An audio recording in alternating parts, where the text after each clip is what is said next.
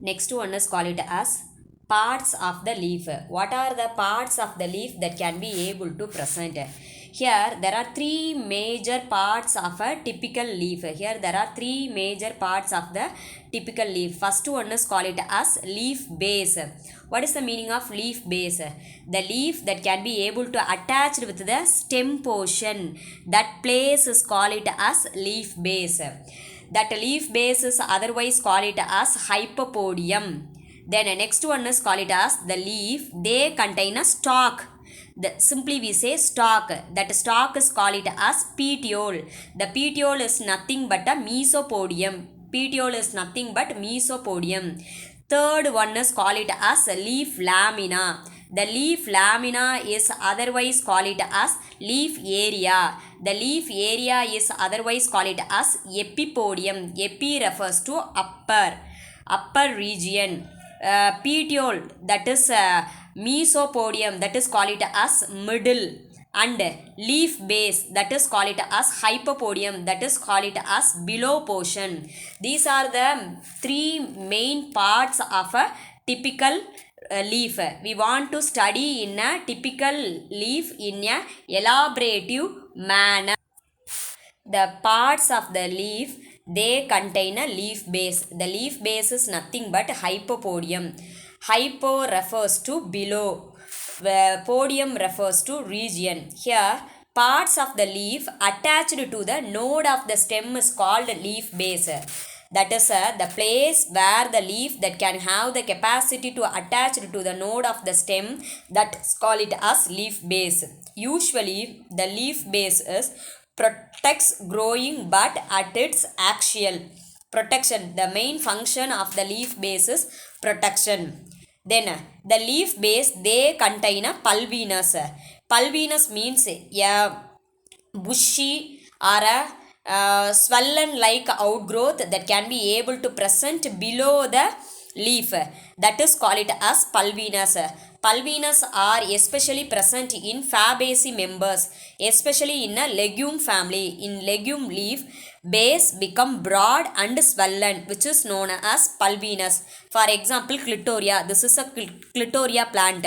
Tamil we say sangupu. Lab purpureae. Then cassia, then butea. These are the some of the examples for the pulvinus. Then next one is call it as sheathy leaf base. What is the meaning of sheathy leaf base? The sheathy leaf base that can be able to present mostly in monocot family, especially in Musaceae member, Vala maram. In a Musaceae leaf, at the base they have a swollen like appearance. That swollen like appearance is nothing but sheathing leaf base. That sheathy leaf base that can be mainly present in Ericaceae, Musaceae, Gingiperaceae, Poaceae. Ericaceae பாக்கு குடும்பம், Musaceae வாழை குடும்பம், Gingiperaceae இஞ்சி குடும்பம், Poaceae நெல் குடும்பம். These are the some of the examples for the sheathy leaf base. Leaf base extend into a sheath and clasp part or whole of the internodes. Then leaf base also leave permanent scar. There is a scar like appearance, தழும்பு, on the stem when they fall. These are the some of the example for the sheathy leaf base. Next one is call it as petiole. The petiole is nothing but stipe or stalk of the leaf. It is otherwise call it as mesopodium. The petiole, they are look like a bridge between lamina and stem. Petiole or leaf stalk is a cylindrical in nature or subcylindrical or flattened structure of a leaf which join the lamina with the stem. Petiole, simply we say stalk of the stem. That is call it as stalk of the leaf. That is call it as petiole. The petiole, they are present in a leaf. That is call it as we should petiolate. The stalk that can be absent, that type of leaf, they are said to be sessile leaf. For example, tamarindus are subsessile in nature. Petiolated leaf, for example, ficus, அத்திமரம், hibiscus, செம்பருத்தி, mangifera, மாங்கா மரம், Psidium. These are the some of the example for the petiolated plant. Then next one is call it as lamina. What is the meaning of lamina? The lamina is nothing but area. The leaf that can have a area, that is call it as leaf lamina. Simply we say leaf blade.